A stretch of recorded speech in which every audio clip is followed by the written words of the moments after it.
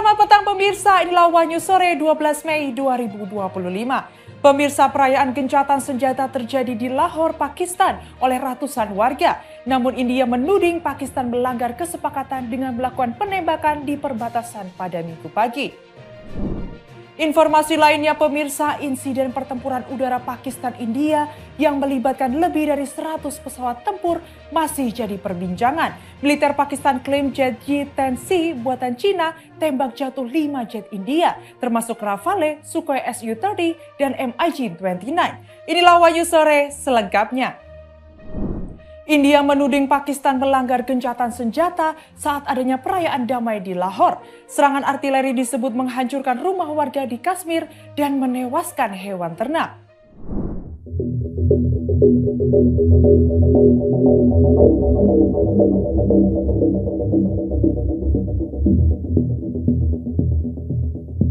Perayaan terjadi di kota Lahore, Pakistan pada Minggu setelah tercapainya kesepakatan gencatan senjata antara India dan Pakistan. Kesepakatan ini menyusul saling tembak rudal lintas perbatasan. Ketegangan ini dipicu oleh insiden pembantaian bersenjata bulan lalu yang dituding India sebagai ulah kelompok yang didukung Pakistan. Menteri Luar Negeri Pakistan menyatakan kesiapan negaranya untuk meredakan konflik, asalkan India menghentikan serangan lanjutan. Komandan Sayap Angkatan Udara India Vyomika Singh juga menyampaikan bahwa India tidak akan meningkatkan konflik jika Pakistan menahan diri.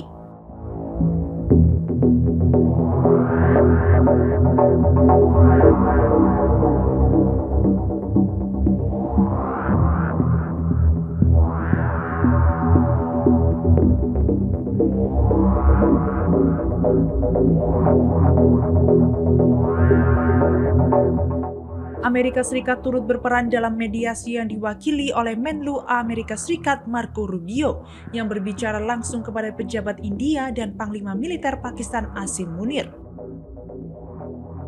Masyarakat Pakistan menyambut baik gencatan senjata dengan aksi massa di beberapa kota meneriakan slogan dukungan terhadap perdamaian. Namun pada Minggu pagi, India menuduh Pakistan kembali melanggar kesepakatan tersebut dengan melakukan penembakan di wilayah perbatasan.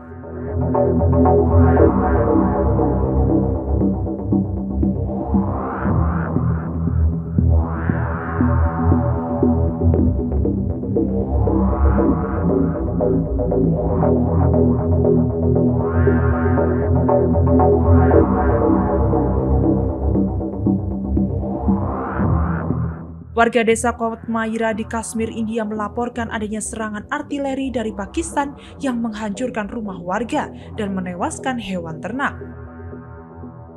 Di sisi Pakistan, meski sempat terjadi tembakan sporadis, situasi relatif tenang dan sebagian warga mulai kembali ke rumah masing-masing. Kendati demikian, kekhawatiran tetap muncul di kalangan warga bahwa gencatan senjata yang rapuh ini dapat kembali runtuh sewaktu-waktu.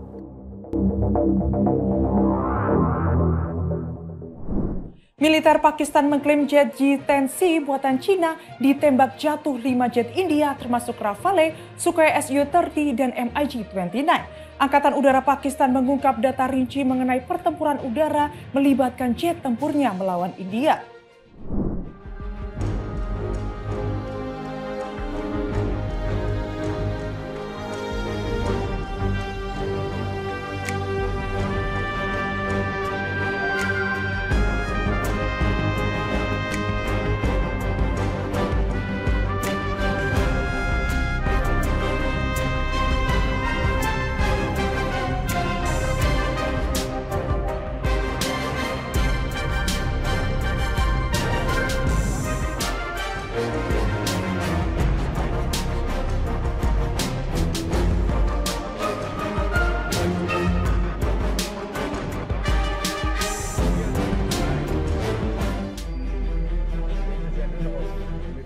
India dan Pakistan telah menyepakati gencatan senjata dan berlaku mulai Sabtu, 10 Mei 2025 pukul 17.00 waktu New Delhi. Meski demikian, insiden pertempuran udara melibatkan lebih dari 100 pesawat tempur kedua negara masih menjadi perbincangan hangat.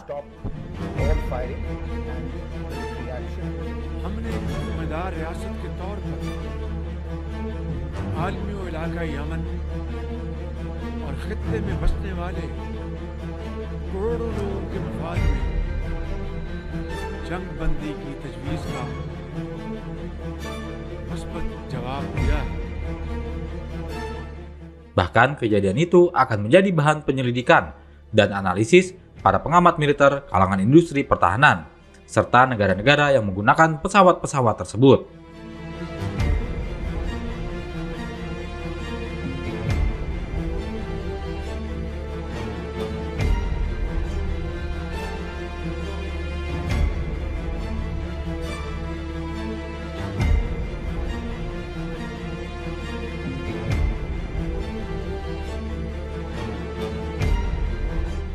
Militer Pakistan mengeklaim pesawat Angkatan Udara J-10C buatan Cina menembak jatuh 5 jet tempur India, yakni 3 Rafale buatan Prancis serta masing-masing 1 Sukhoi Su-30 dan MiG-29 buatan Rusia.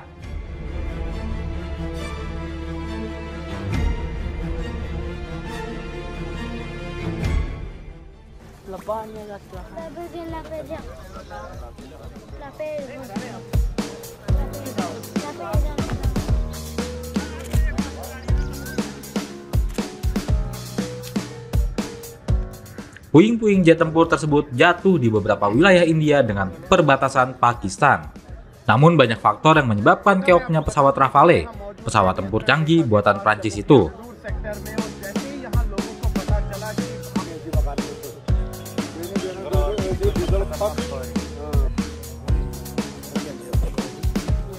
Bukan saja dari sisi pesawat, namun juga kecanggihan persenjataan dan radar, kemampuan pilot, dan lainnya. Di sisi lain adalah kemampuan Pakistan dalam mengantisipasi serangan India.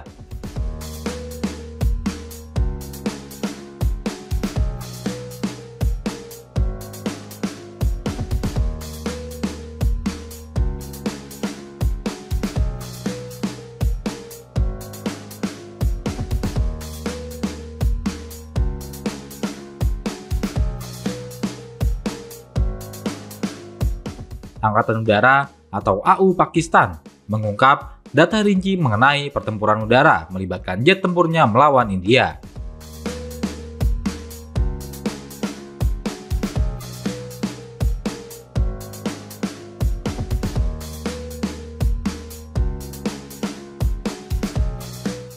Wakil Kepala Operasi Angkatan Udara Pakistan menjelaskan, pertempuran pada 7 Mei lalu berlangsung selama lebih dari 1 jam. Berdasarkan pengamatan militernya, India mengerahkan lebih dari 60 pesawat tempur. Sebanyak 14 unit diantaranya adalah Rafale buatan Prancis.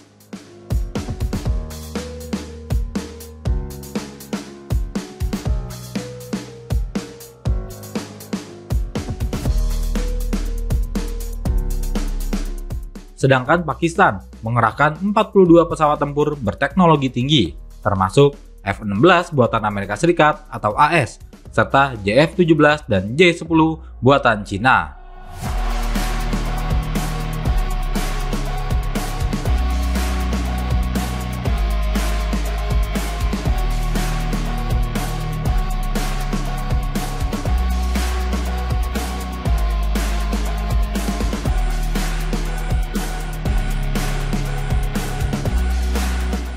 Militer Pakistan sudah mengetahui bahwa India akan mengandalkan Rafale untuk serangan udaranya. Oleh karena itu, Angkatan Udara Pakistan mempelajari kelemahan jet tempur tersebut.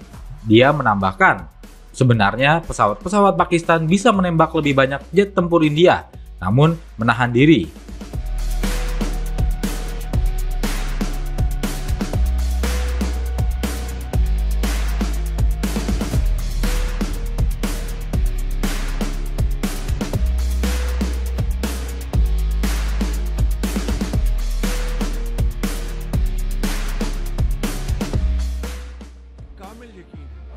Sebelumnya, Menteri Luar Negeri Pakistan mengatakan instruksi yang diberikan pilot hanya menembak jatuh jet tempur India yang nekat melepaskan tembakan untuk menyerang wilayah Pakistan.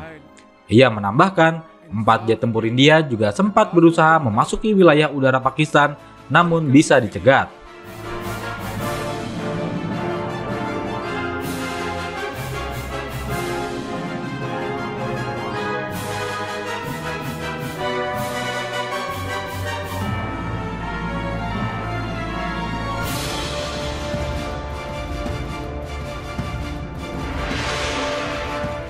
pesawat Pakistan bisa menembak jatuh jet tempur India dari jarak jauh tanpa harus memasuki wilayah udara musuhnya. Selain itu, intelijen Pakistan sudah mendapat laporan rencana serangan India 3 jam sebelum kejadian.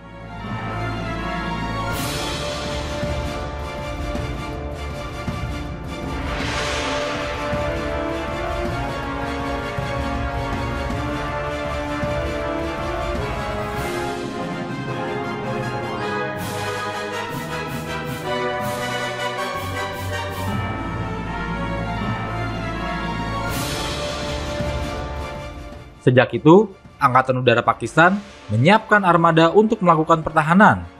Kesiapan Angkatan Udara Pakistan yang menyergap serangan tersebut dengan cepat mungkin mengejutkan pilot-pilot Angkatan Udara India.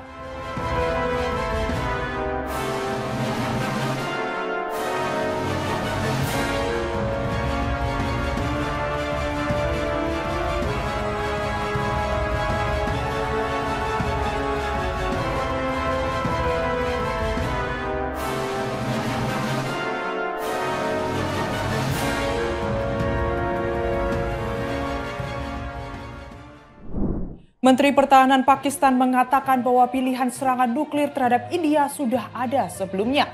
Namun ia menyangkal bahwa pertemuan badan militer dan sipil tertinggi dilakukan setelah perang pecah.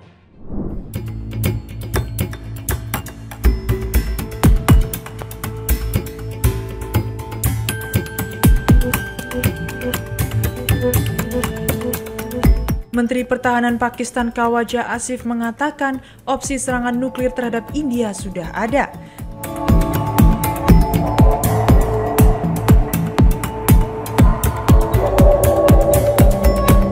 Tapi dia menyangkal bahwa pertemuan badan militer dan sipil tertinggi itu dilakukan setelah perang pecah.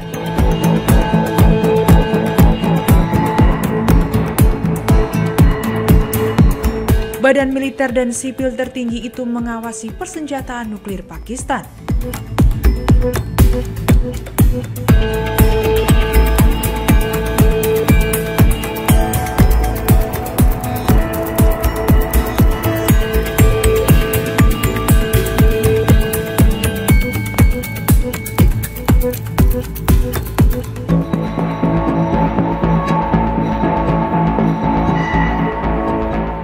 Militer Pakistan mengatakan sebelumnya Perdana Menteri Muhammad Shehbaz Sharif telah meminta otoritas pengawas senjata nuklir untuk bertemu. Pihak Kementerian Informasi tidak segera menanggapi permintaan komentar.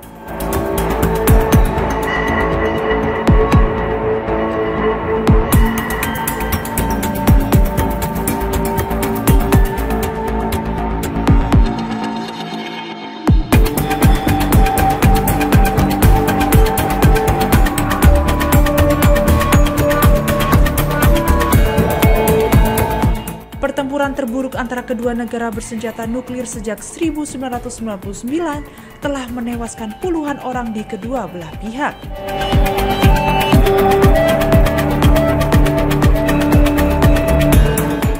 Perang itu juga menyebabkan seruan berulang kali untuk deeskalasi dari Amerika Serikat dan kelompok negara-negara G7.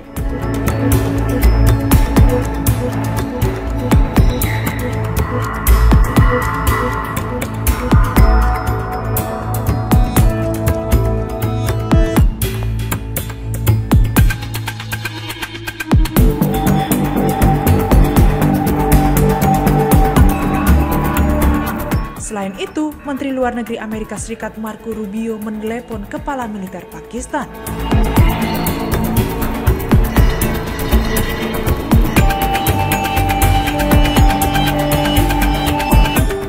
Ia mendesak kedua belah pihak untuk meredakan ketegangan dan membangun kembali komunikasi langsung untuk menghindari salah perhitungan.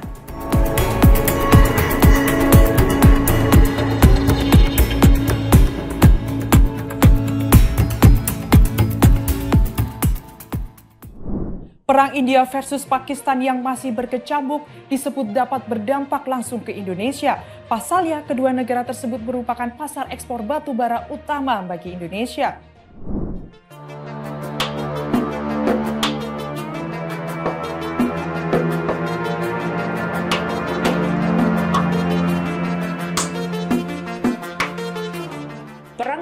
Asia Selatan antara dua negara bertetangga, India dan Pakistan. Keduanya saling adu kekuatan militer di wilayah perbatasan yang memanas.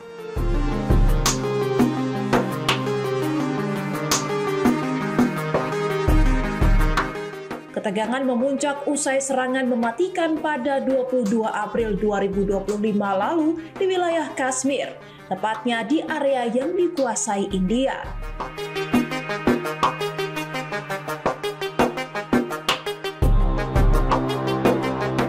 Serangan itu menewaskan sedikitnya 26 orang turis yang mayoritas berasal dari India.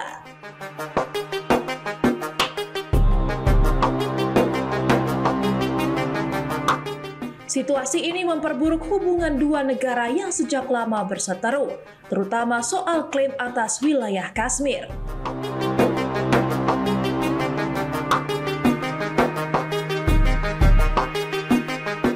Konflik yang memanas memicu ketegangan di Asia termasuk di Indonesia.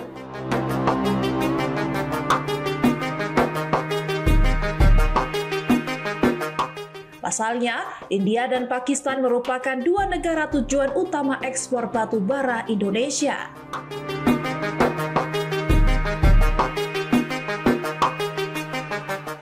Para pengamat menyebut, jika perang terus berlanjut, maka anggaran kedua negara bisa terfokus pada kebutuhan militer.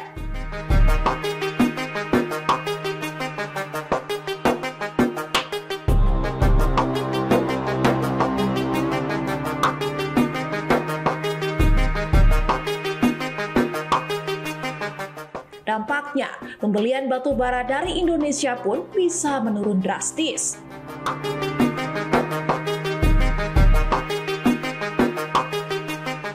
Diketahui, India saat ini merupakan negara tujuan ekspor batu bara terbesar kedua Indonesia.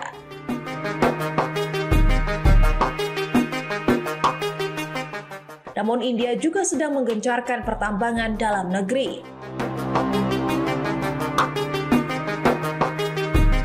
Jika permintaan impor mereka menyusut, produsen batu bara Indonesia bisa terdampak langsung.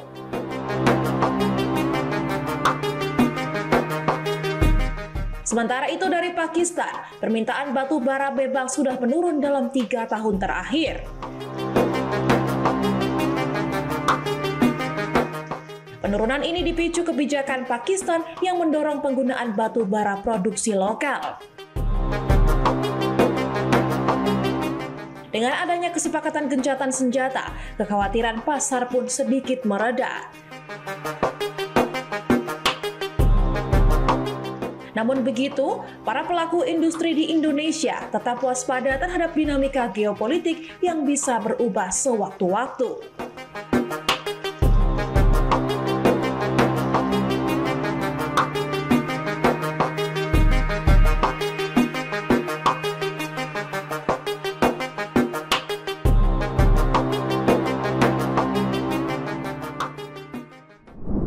Gempa berkekuatan 5,9 magnitudo yang berpusat di Blangpidi, Aceh Barat Daya pada Minggu 11 Mei sore dirasakan hingga ke kota Medan. Ratusan pengunjung mal yang panik sempat berhamburan keluar gedung.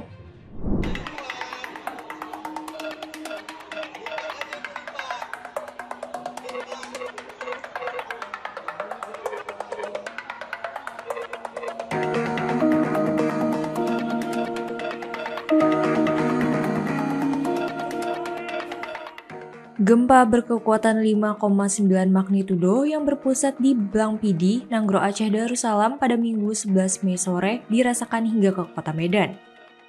Ratusan pengunjung mal yang panik sempat berhamburan keluar gedung.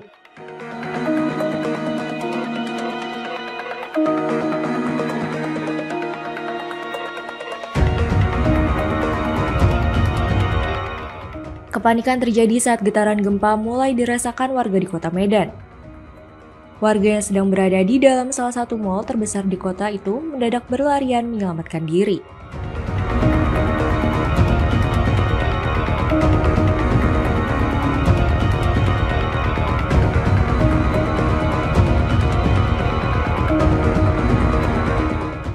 Balai Besar Meteorologi, Klimatologi, dan Geofisika wilayah 1 Medan mencatat epicentrum gempa tektonik berada pada jarak 23 km dari Blangpidi, Aceh Barat Daya.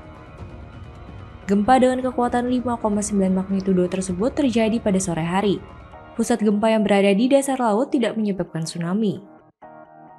Getaran gempa terasa di Aceh Barat Daya dengan skala intensitas 5 mmi. Skala 4 mmi dirasakan di Aceh Selatan, Melaboh, dan Subulus Salam.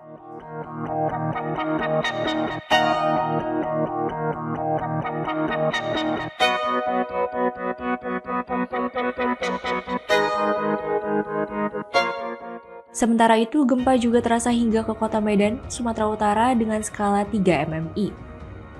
Kepala BBMKG Wilayah 1 Medan, Hendro Nugroho, mengatakan dari hasil pemantauan terjadi beberapa kali gempa susulan dengan kekuatan yang semakin menurun.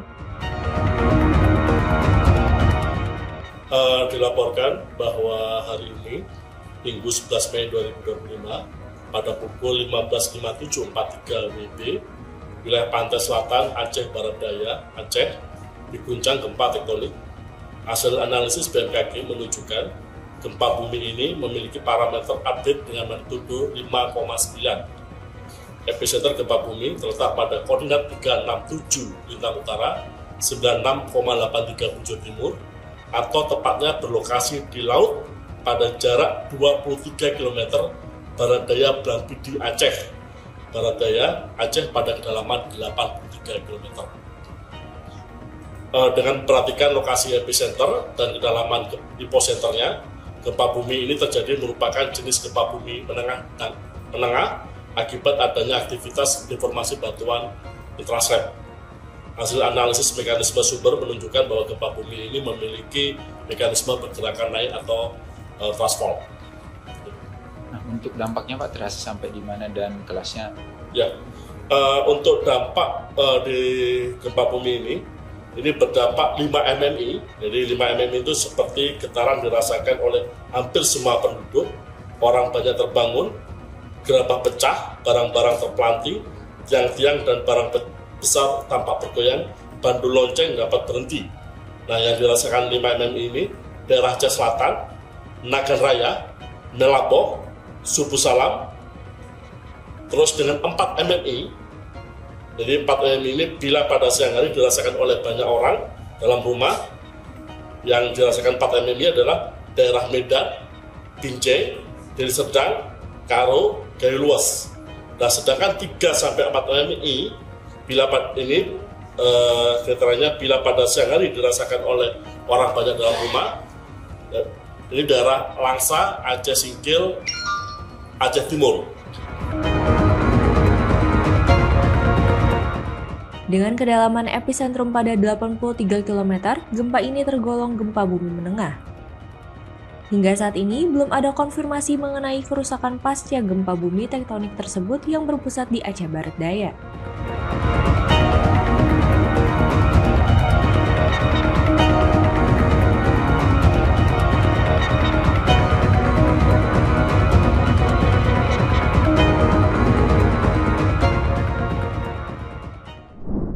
Komisi Pemberantasan Korupsi disebut harus menetapkan mantan Ketua KPK Firly Bahuri sebagai tersangka karena menjadi pelaku perintangan penyidikan kasus pergantian Harun Masiku. Hal itu disampaikan mantan penyidik KPK Muhammad Praswat Nugraha.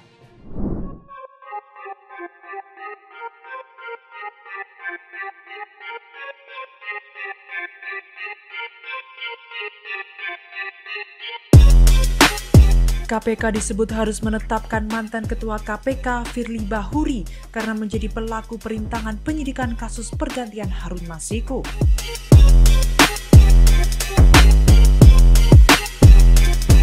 Mantan penyidik KPK Muhammad Praswat Nugraha menilai Firly telah membahayakan penyelidik dan penyidik yang membunuh Harun Masiku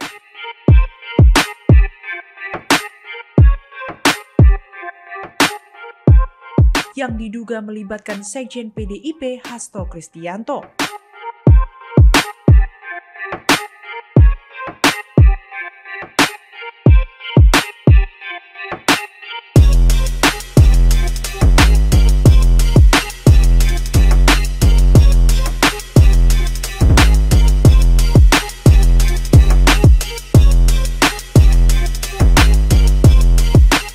menjelaskan Firly mengumumkan kegiatan operasi tangkap tangan atau OTT kasus Harun Masiku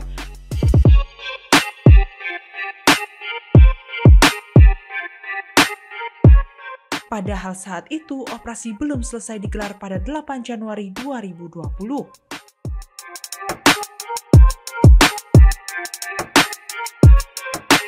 Sebelumnya, peran Firly diungkap oleh penyidik KPK Rosa Purbobekti saat menjadi saksi dalam sidang Hasto di Pengadilan Tipikor Jakarta Pusat.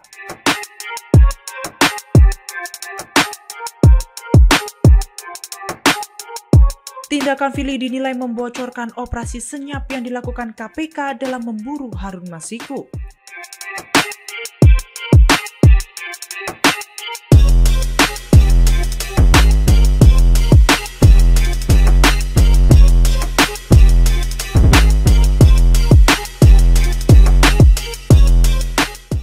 Selain itu, Firly juga tiba-tiba merombak Satgas yang memburu Harun Masiku dan menggantinya dengan tim baru.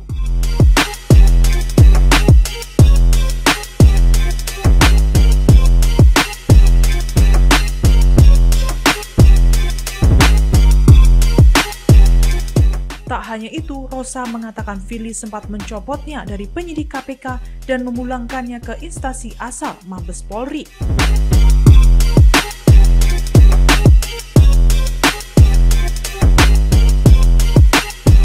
Rosa meminta KPK bertindak objektif dengan tetap mengusut perbuatan pidana yang diduga dilakukan Firly.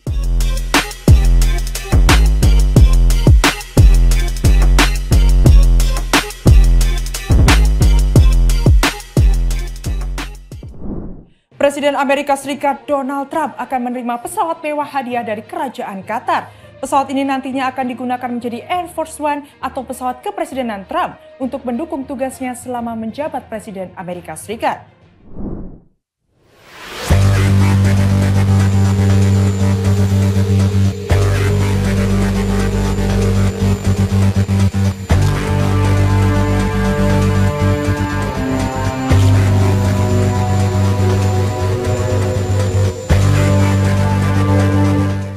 Pemerintahan Presiden Amerika Serikat Donald Trump dikabarkan akan menerima sebuah pesawat mewah dari keluarga Kerajaan Qatar.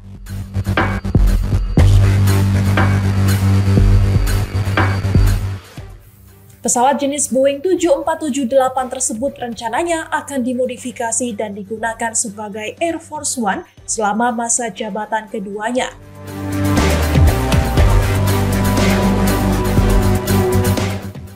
Kabar tersebut muncul bersamaan dengan kunjungan luar negeri pertama Presiden Trump pada periode keduanya yang salah satunya mencakup persinggahan di Doha, Qatar.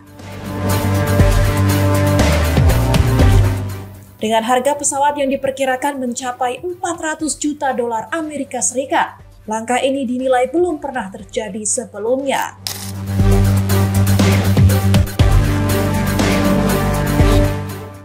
Sejumlah pertanyaan serius pun muncul, mulai dari sisi etika hingga aspek legalitasnya.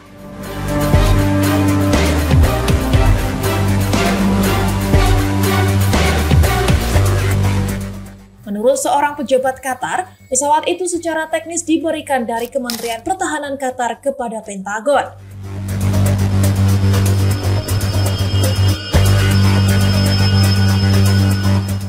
Sehingga dianggap sebagai transaksi antar pemerintah, bukan hadiah pribadi kepada Trump.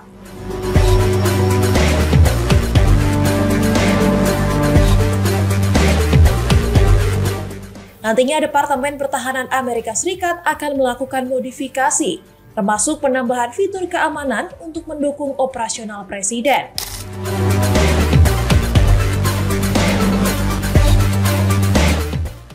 Lebih lanjut, setelah masa jabatan Trump berakhir, pesawat tersebut direncanakan akan disumbangkan ke perpustakaan kepresidenan Trump dan tetap bisa digunakan olehnya. Namun rencana ini menuai kecaman dari Partai Demokrat dan para pemerhati tata kelola pemerintahan.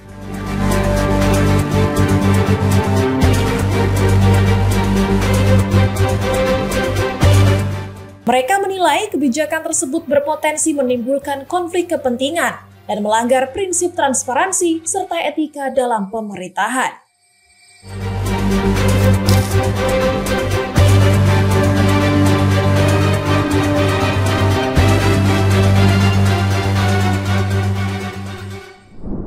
Presiden Amerika Serikat Donald Trump mengejutkan Israel dengan mengabaikan mereka dalam kesepakatan dengan Iran dan Houthi. Trump dengan tegas bersikap siap mengesampingkan kepentingan Israel jika Israel tidak bersiap bekerja sama.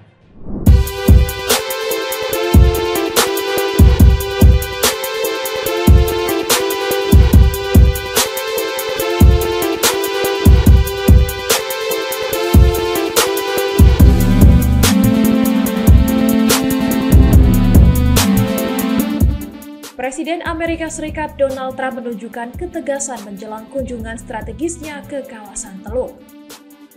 Ia menyatakan tidak akan membiarkan Perdana Menteri Israel Benjamin Netanyahu mengganggu rencana lawatannya ke wilayah yang kaya minyak tersebut.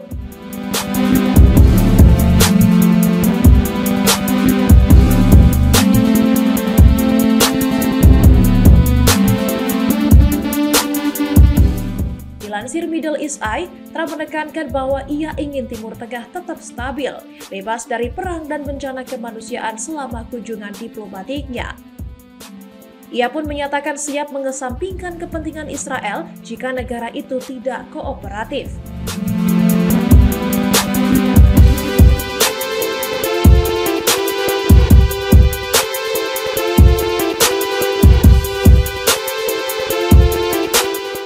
Salah satu pemicu utama gesekan adalah penolakan Trump terhadap desakan Netanyahu untuk menyerang Iran. Sebaliknya, Trump justru terus melanjutkan negosiasi nuklir dengan Teheran.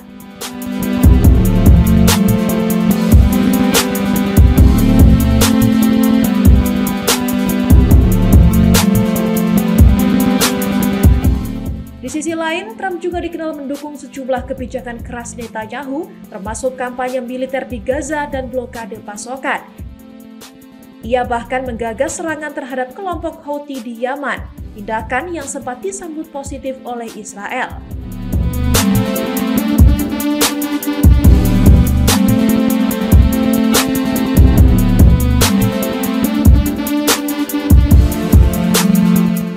Namun kini, Trump justru mengambil langkah mengejutkan, mengumumkan gencatan senjata dengan kelompok Houthi.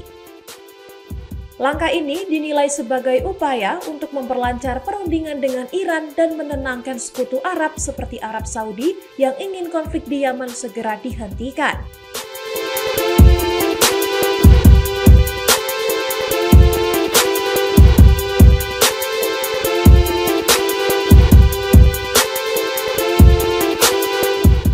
Keputusan Trump tersebut membuat Israel kecewa, apalagi gencatan senjata diumumkan tak lama setelah rudal Houthi mendarat di dekat Bandara Ben Gurion.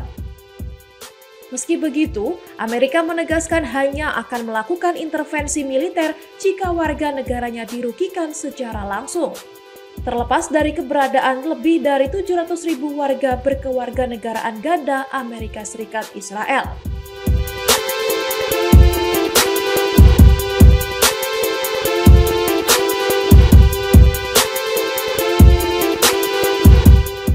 Ketegangan pun semakin terasa setelah Menteri Pertahanan Amerika Serikat Pete Hegseth membatalkan kunjungan ke Israel yang semula dijadwalkan sebelum lawatan Trump ke Teluk.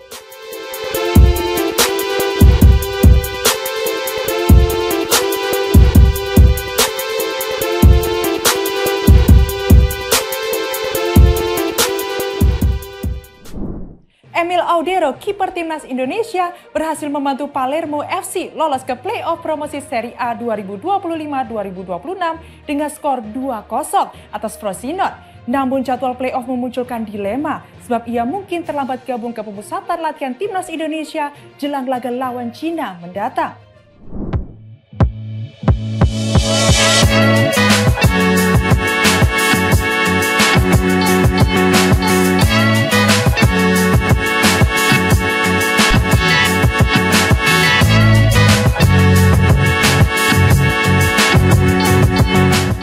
Kiper timnas Indonesia Emil Audero sukses mencatatkan prestasi membanggakan bersama klubnya Palermo FC. Mantan penjaga gawang Juventus tersebut berperan penting dalam membawa Palermo lolos ke babak playoff promosi Serie A musim 2025 hingga 2026.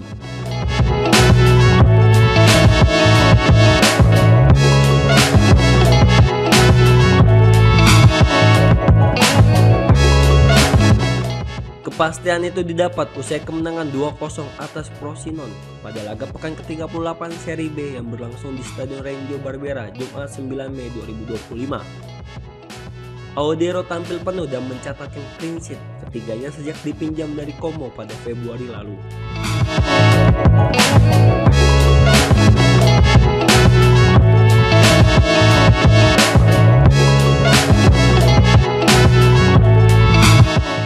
Ini menjadi penampilan impresif dalam 13 penampilannya bersama Palermo meski sempat kebobolan 19 gol.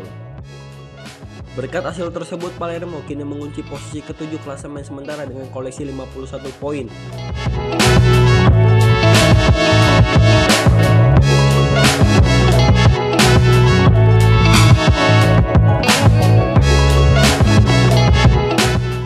Meski masih menyisakan satu pertandingan, mereka sudah tidak bisa lagi dikejar oleh pesaing terdekat di posisi ke-9, Bari, yang tertinggal 4 poin.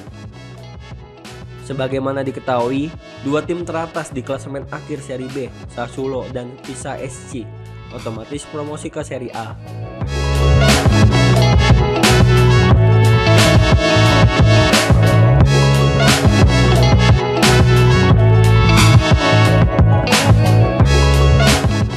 Sementara satu tiket tambahan akan diperebutkan lewat jalur playoff oleh tim peringkat 3 hingga 8. Palermo resmi mengamankan tempat di fase tersebut dan akan menjalani laga penentuan maksimal hingga 2 Juni 2025. Namun, keberhasilan ini menyisakan dilema bagi pelatih Patrick Kluivert. Jadwal playoff Palermo yang berdekatan dengan kalender internasional membuat Emil Audero kemungkinan besar telah bergabung ke pemusatan latihan skuad Garuda.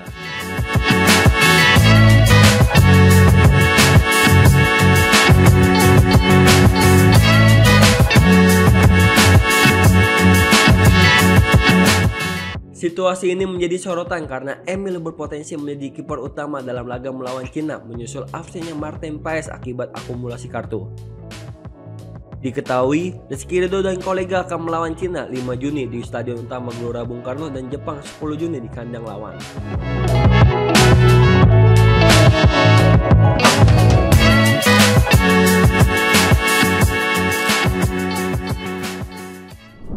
Demikian informasi yang dapat kami sampaikan pemirsa. Terima kasih telah bergabung bersama kami. Saya Katarina Amelia dan seluruh tim yang bertugas mengucapkan sampai jumpa di One News Story berikutnya. Setiap Senin sampai Jumat pukul 19 hanya di kanal YouTube TV One News Cup.